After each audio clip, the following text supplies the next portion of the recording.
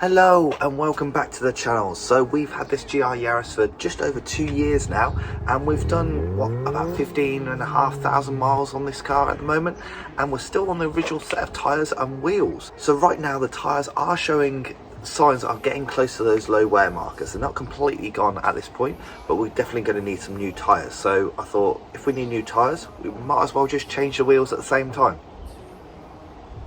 I think that's what we call man maths. We want to put some new wheels and tyres on the car. We want to go with something different, but how do we figure out what we want? One way you can do that is looking online. There's plenty of groups like grzoo.com where you can go on and look at other people's wheels and tyre setups, and that's great to give an idea. But sometimes it's tricky to see what a wheel and tyre package will look like on your car. So we're going to do something a bit different, and we're going to test it out in virtual reality and see what works, what doesn't, and then we'll bring that into the real world. So let's go to it. So you can see we're here in Gran Turismo 7, and we can see we've got my car right here in front of us, and what we're going to do today, we're going to look at some wheel options. So we're going to go through a few of the brands, see what there is, see what kind of styles, see what you guys think. If you think you know what wheel I'm going to be choosing, pause the video, put a comment down below, and let's see if you're right. So let's have a look what we've got. So BBS to start with, pretty classic LMRs, look really good on BMWs. Maybe not so much on the Yaris. I have seen one with BBSs on. It does actually look quite good, but it's not really my cup of tea on the Yaris. Wow, RS's very big multi-spoke. Again, probably not feeling that. I've got a couple of other ones. This one's a fairly replicated design. Quite an interesting one. Nice style, quite a concave. I think Stealth White GR, that's what the same sort of style wheels he's got on his. That's quite similar to what's on the Yaris at the moment, just in more of a silver colour. Again, quite a classic BBS design here, the RPs. Doesn't have much dish to it, quite a flat wheel. Not sure whether I'm liking the flat wheel style. And the cats here as well. They're quite nice, RGFs. Gold, could go for a silver. Again, quite a flat wheel there. Quite a bit of dish, but quite flat. There's not much concave to it, which I'm feeling. So let's have a look what else we've got. Rays. Right, well, you're gonna know some of the favours down here. So, right, TE37s. Shall we go for TE37s? Classic design. Rotor grids are also very similar. Got white. Wow, plenty of options there. T37Vs there. Very aggressive. Looks good in the white with the blue decals. Let me know what your opinions are on white wheels. Got a couple of others here. Gram lights. Again, gorgeous wheel. Probably wouldn't go for it in the green. That's a bold colour. Gram lights do look good, especially in white. White looks very race car. T37 Ultras, the blue. I think I've seen a couple on the grzoo forum with those kind of wheels on there. What else we got down here? More of a multi-spoke wheel. These very similar to Japan racing ones, I believe, that you can get, very similar to those. Look nice in the black. T37 SLs. That's like got a bit of a split rim. And then the C28s.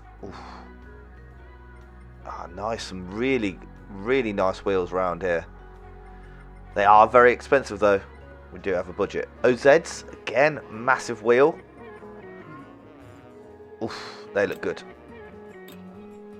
But again, very similar to the OEM wheels. What's that? 2, 4, 6, 8, 10 spokes, so an extra spoke. Well, same spokes, yeah, same spokes, 10 spokes is the Circus Pack wheel. Sorry about the cat. OZ Ultra Lagueras. So we had these on the Clio. Great wheel. I think absolute fantastic wheel, and does look good on the GR Yaris. A few different colours, black, maybe gold, white wheels, white car, gold wheels. What's your thoughts? I think that can look really good. You've got the centre locks, very rally style, not my cup of tea though. This is another one that I've seen. It's not that, it's kind of like them. Yeah, kind of like that. I've seen a few of the GR Yarises with those wheels. It's not my cup of tea though. I think it covers up a lot of the centre of the wheel, like the brake discs. Work wheels. Let's see what we've got in here. Emotions. They're quite popular on the Hondas. Oof. Wow, getting a nice white wheel there. That does look good.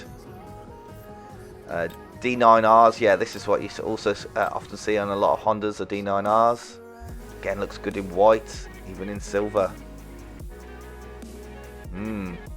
What we got down here? Meister M1Rs, looks very similar to the BBSs. Like a chrome finish on those. Looks quite nice.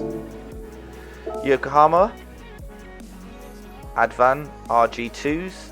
These look very similar to the Motegi racing ultralights, especially that kind of shot there. Does look good though. Does look good. What else we picked out on here? So you will see I've picked a few wheels that I've already had a look at to get an idea. Got some Advan Racing RZs or Zs if you're from America. They look nice. So that's a 2, 4, 6, 8 spoke wheel in pairs. That looks quite nice there. Do like that. Silver on white. Looks very fresh. Might be a absolute sod to keep clean though. God, there's so much choice. But this is the great thing. You can choose the wheel right here, right now, and get an idea for what it looks like. Like, imagine choosing blue wheels and then hating it, and you've already paid for them. Well, we've got Enkis. Now, this is a classic wheel. Where's RPF 01s? There's a few GR Yarises out there with those. I think that's a classic look. Absolutely iconic. And in silver. Looks good. PF 01s. These are a newer take on it. Like those as well.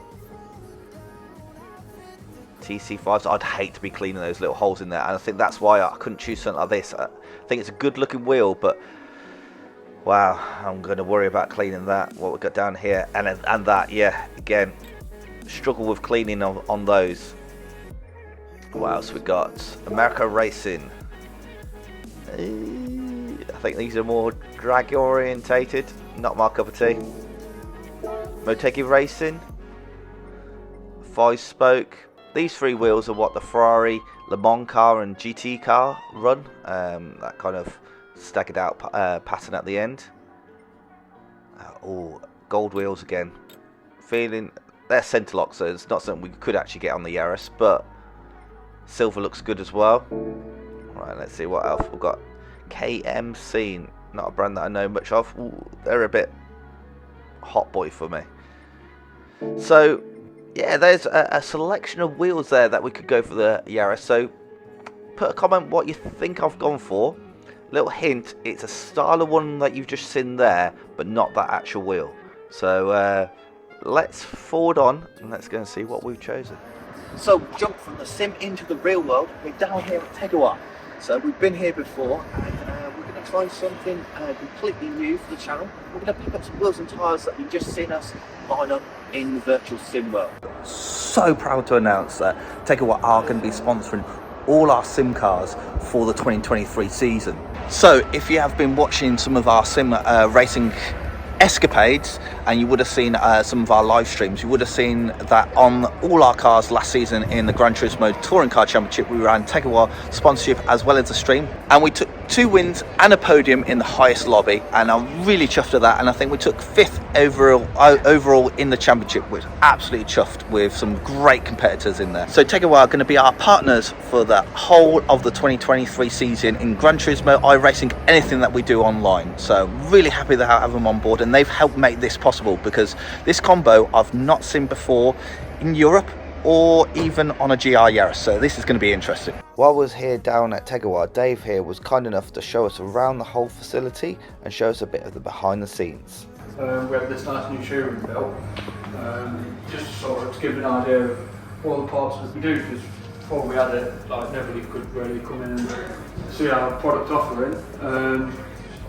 Yeah, then obviously lockdown hit, so we're in our new showroom that nobody could come and see.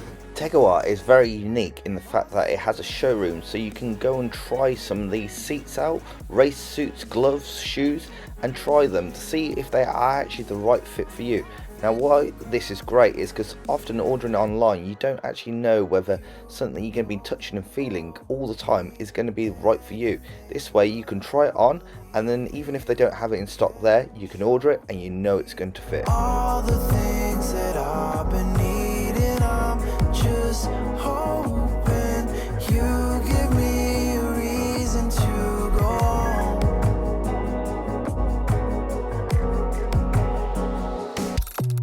And I'm still running from Luke, who's one of the directors, we got Luke and we got Johnny. But Luke has been racing since like 2013, I think. So it started with Civic Cup. Yeah, as you can see, he's like quite a competitor really. We've got trophies here from seasons and seasons, like sort of spreading out over the last 10 years or so. I mean, this is a pretty good one. So they actually flew over to Taiwan and competed in, if you look at our socials, there's an E90 that Luke raced there. Wow. Yeah. That's legit. I can't understand that. No, legit Taiwanese. Yeah. The first round of time attack. So time attack's kind of one of the things that we compete in massively over the past sort of 3 years as Tsuki, our Honda NSX, has developed more and more. And then we've got racing Hondas as well, so that's a brand new championship for this year. And Luke competed in our FN2 there, a couple of first place wins. But this is what customers probably don't get to see. Yeah, so this is sort of like really behind the scenes of Tegiwa really. This is a 28,000 square foot warehouse. Tegiwa have moved like 2 or 3 times over the course of like the past 7 or 8 years. So they used to be just up the road in a smaller warehouse. Before that there was in sort of Stone, an even smaller warehouse. But yeah, this kind of house is, I think we have like over £1.2 million worth of stock at any one time. It might even be more now, but for all the braking components. We'll come down a bit, we'll show you. So you don't need overnight parts from Japan, do you? Overnight parts from Stoke. Yeah. We've got carbon bonnets down here, like K-tune dial. We've got all sort of exhaust, suspension bushes, all down there. Loads and loads of exhaust. We've got like Scooter exhaust, Miltech. So yeah, we're also Miltech exhaust shop as well. So that's a standalone website. That's powered by Tegiwa, and that's got every single Miltech exhaust on there. So we do loads and loads of Miltech. Yeah, like Jay's Racing stuff. Jay's Racing are like, That's proper Japan style, isn't it? So that's like iconic Honda. Yeah. JDM goodness. That. Like, Ready. like this is Skunk 2. This is Japan again, isn't it? Yeah. Yeah. There's all sorts. I mean, I'm lucky that I'm here every day and get to see it. But when you bring people in and they're like, "Oh, what?" Like, you realise like how special it is. This is all where our yellow speed coilovers live. We've got all our big brake kits here. So yeah, we keep basically like all our most popular stuff on the shelf really. So you can literally fill a basket full of parts and get it next couple of days, kind of thing. Yeah, and then a lot of other stuff. You know, we work so closely with other brands, like we know their stock, so a lot of it might come to you. For example, Nankang, you order your tyres with us and we'll check if it's in stock with Nankang. If it is, then you'll have them tomorrow. Right. So you know, track days and stuff, if you're like, oh, I've got bolt tyres, order on a Wednesday, you'll have them by Thursday, as long as they're in stock with Nankang. Like Yellow Speed, for example, are manufactured in Taiwan. We'll just do like a massive order container load. Yeah, I think I've seen on the social media, like you literally a shipping container come and it's just. So we have like big 20-foot containers turn up like 2 or 3 times a month, full to the brim of like loads and loads of car parts. But yeah, they replenish our shelves. That's like, you know, not to say that you can't order them and we'll get them in, and they have to come on a container. Like all of our cars pretty much run yellow speed coilovers. They have done for years. The only one that doesn't is our NSX, which has got nitrons on it at the minute. But yeah, we've run yellow speed for years and years, and loads of people have. Like you know, they're brilliant, and we've run so much on them. Helping like some drifters. So we've got Paulie C this year. He's running yellow speed coilovers. We've got Andy Frost on yellow speed coilovers, and yeah, like they're just showing they're so competitive with them. Paul's already. He came. Where did he come? He came second or third in the first round of Drift Pro. So yeah, just game-changing suspension really. Yeah, so this is like genuine Honda aisles, and sort of our bread and butter is Honda parts. Yeah, we've just got tons and tons of them. That's where it all started for you. Yeah, that's right. So we order from Japan, America, even the UK. Yeah, we've probably got one of the biggest catalogues of genuine Honda parts.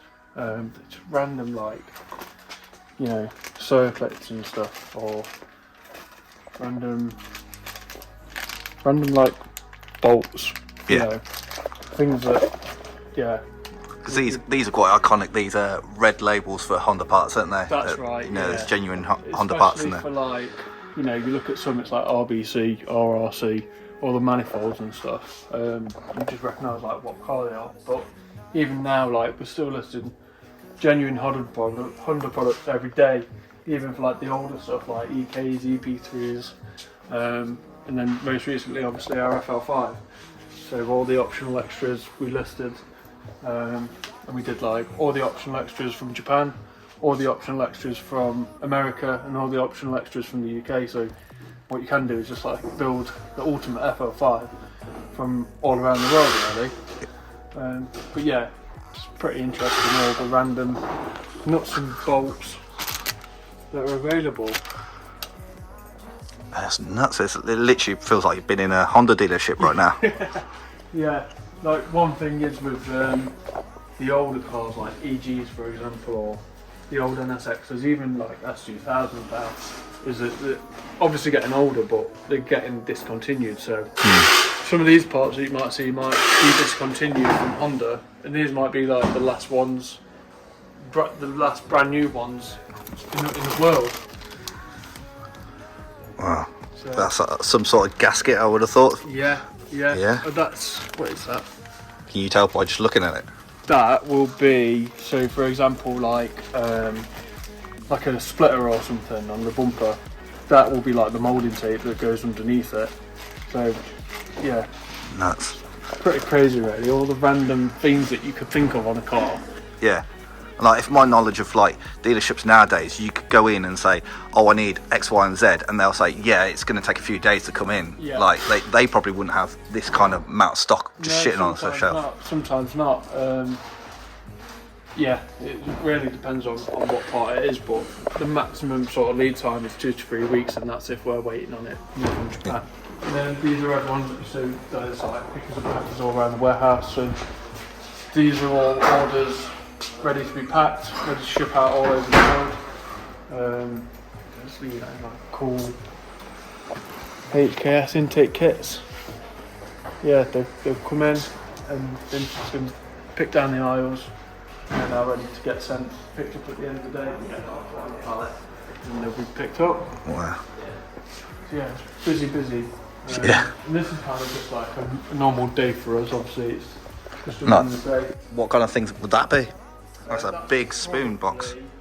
Is this an exhaust? No, it's S2000 front bumper. Oh, is it? Yeah, how cool actually. Money. And it's got the front grille to go with it. Top floor. Really? Yeah. Wow.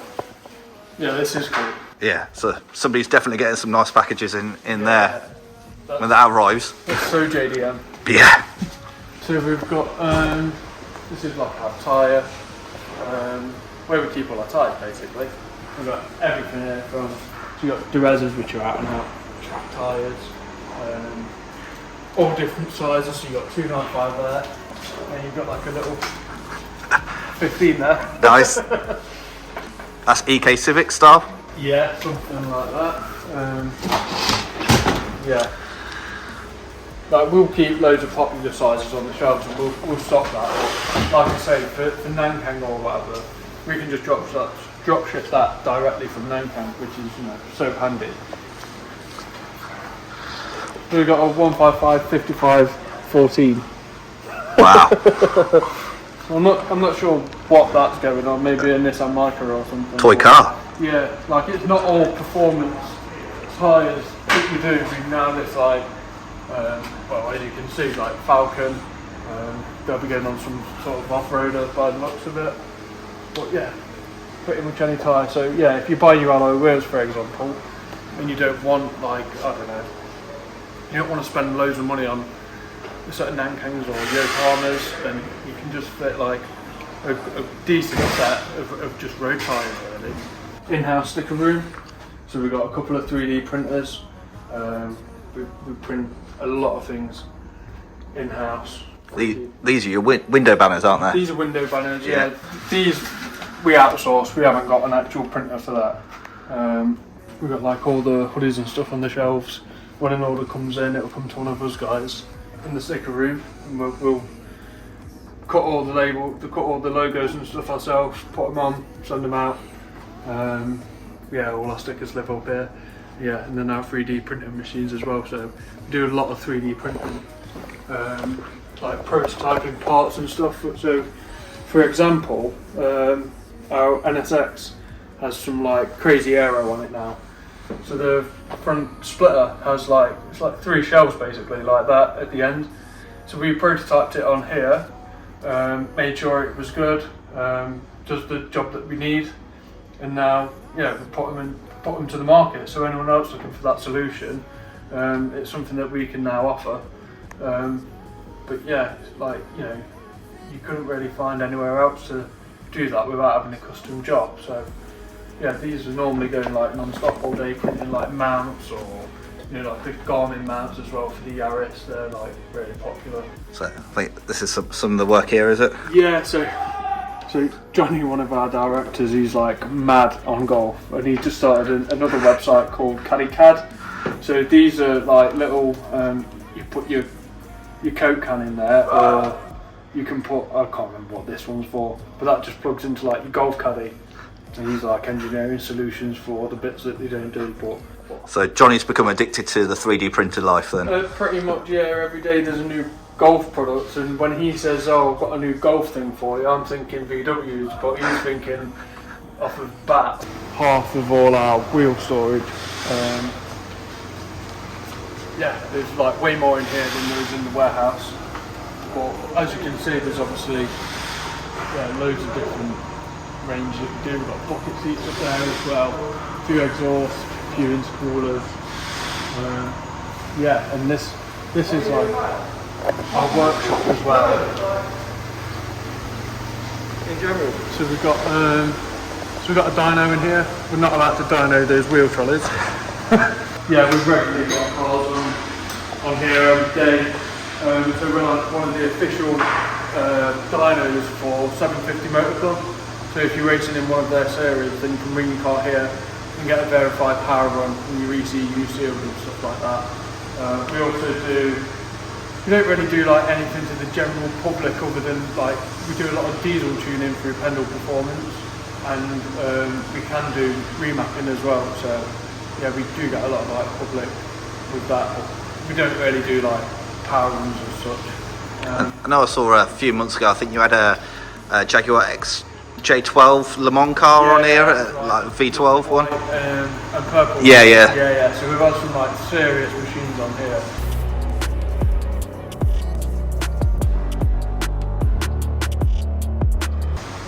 And that was a day. So Terry Radbourne from Born HPP, he bought the dyno, and he got like one of the Le Mans Jaguars on here. The V12 was actually like singing. It was insane. Yeah. Tore our ears to pieces, but it sounded so good.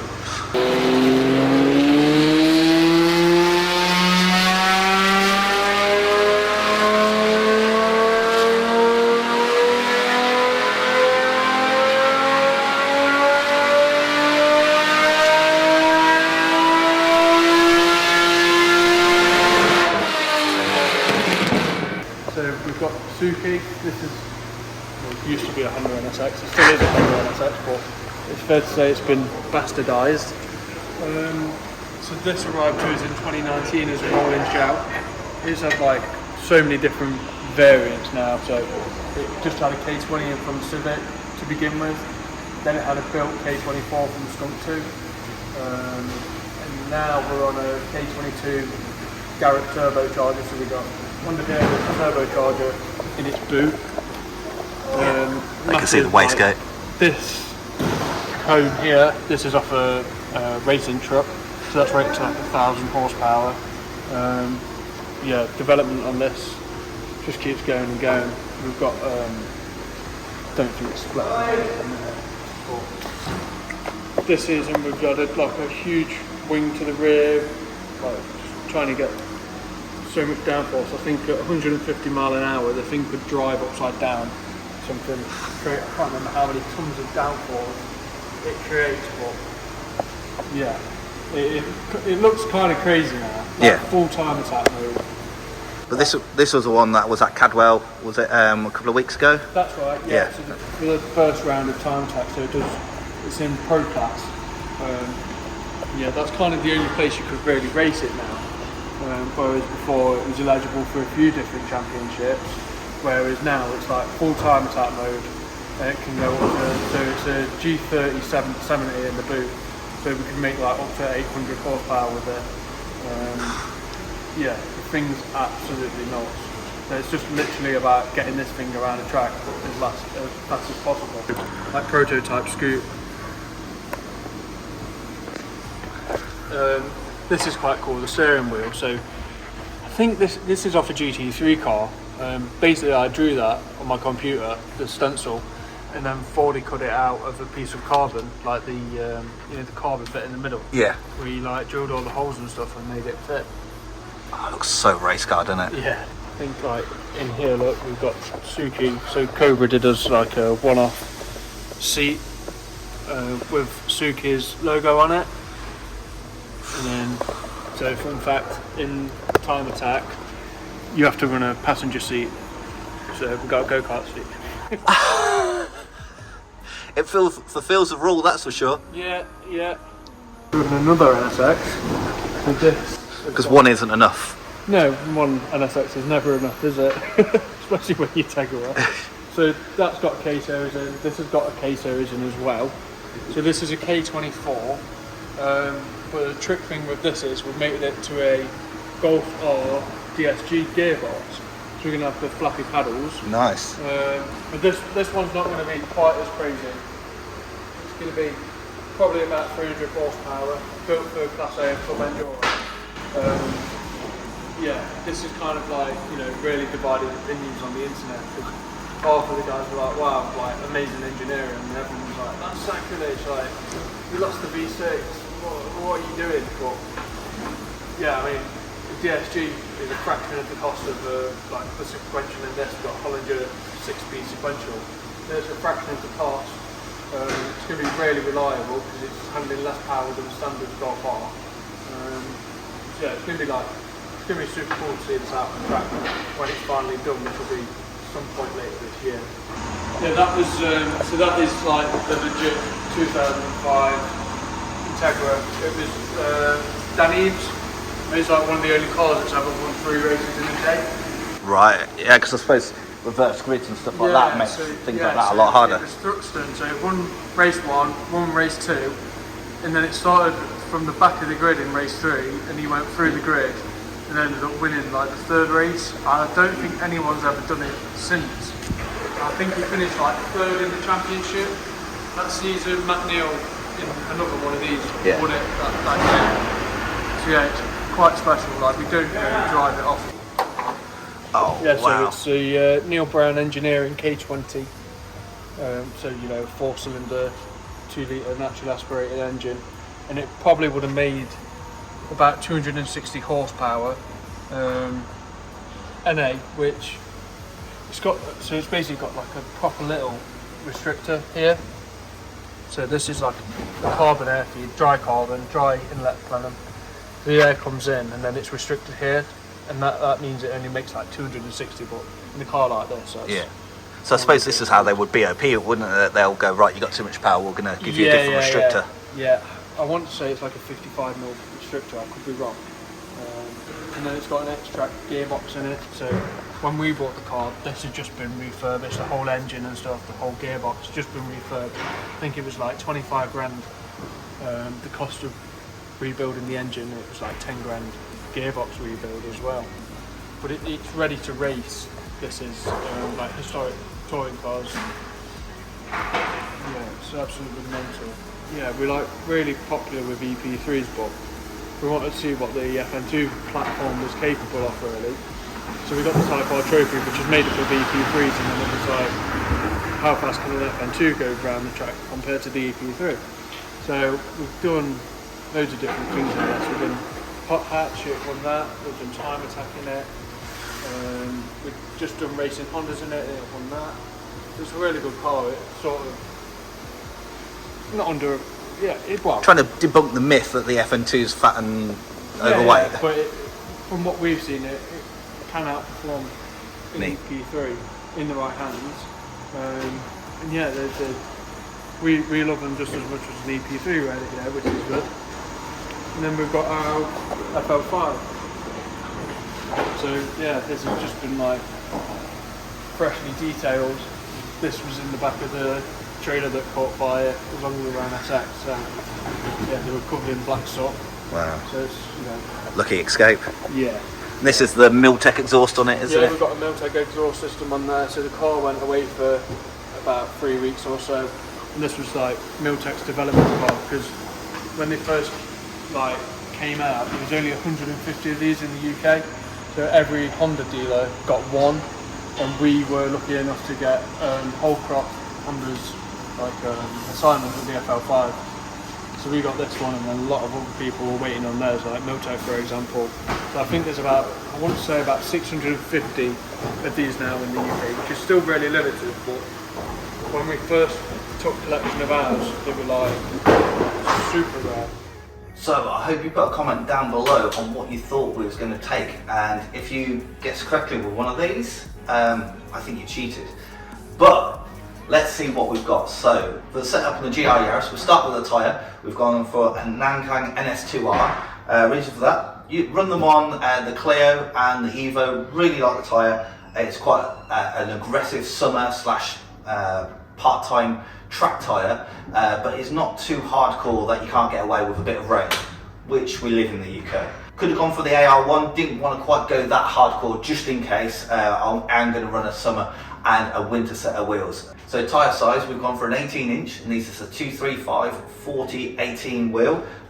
Really nice, aggressive. These are quite a hard sidewall, which is one reason why they do pretty good on track, which does mean there's a little bit of extra tyre noise, but I have to say the GR Yaris has a lot of tyre noise anyway on the Michelin, so who cares? So the wheel that we've gone for is a Motegi racing wheel. So Motegi are named after Motegi twin rings. That is a racetrack over in Japan. If you've ever played any of the older Gran Turismos, you will know that track quite well. To me, it feels like a Japanese version of Mugello, with a lot of chicanes and a lot of hairpins. That's kind of what it's dominated by.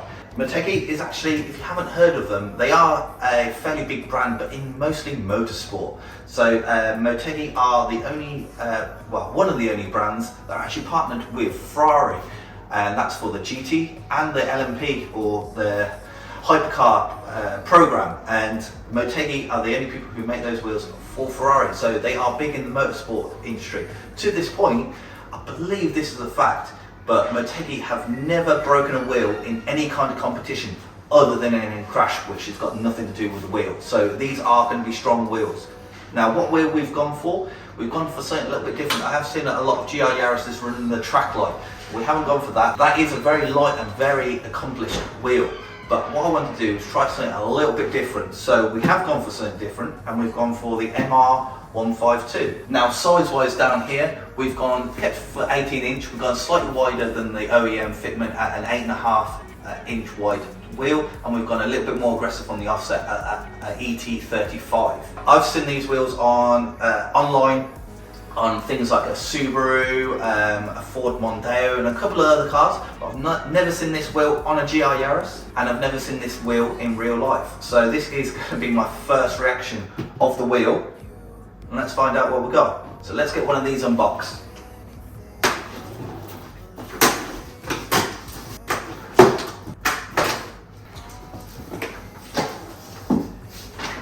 Right.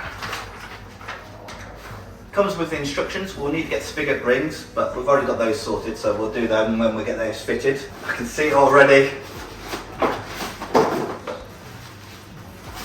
Wow. Okay. These are bright silver. Wow. I can see the quality of the work already with the little dimples taken out just to save a bit of weight.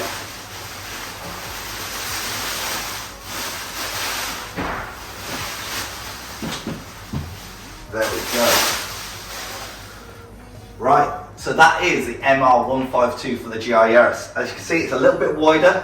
We've gone for hyper silver. There are a few finishes. You could have gone for silver on the lip and a gunmetal insert, which I did contemplate, but I thought I'd try something really different. So as soon as you see that GR Yaris of mine, you're going to know it's got aftermarket wheels on there. So you can see we've gone for a 10-spoke design. This is one more than the GR Yaris. The GR Yaris comes with a 9-spoke wheel, BBS. Now this will be a little bit heavier than the stock rim. Now I know some of you purists out there might be crying about the purity, but it is a wider wheel and I wanted to try something different. There are loads of wheels that will fit the GR Yaris with its stud pattern being 5x114.3, so it is quite a common stud pattern, so there are plenty of options out there. But what I want to mention to you is this is going to give us a bit more of an aggressive stance than OEM. The string theory spacers will make a difference to the weight as well, and what I'm going to do is weigh everything so you got a great idea of exactly how much everything's weighing. But wow, the fit and finish is absolutely amazing, and it's not a heavy wheel, to be fair.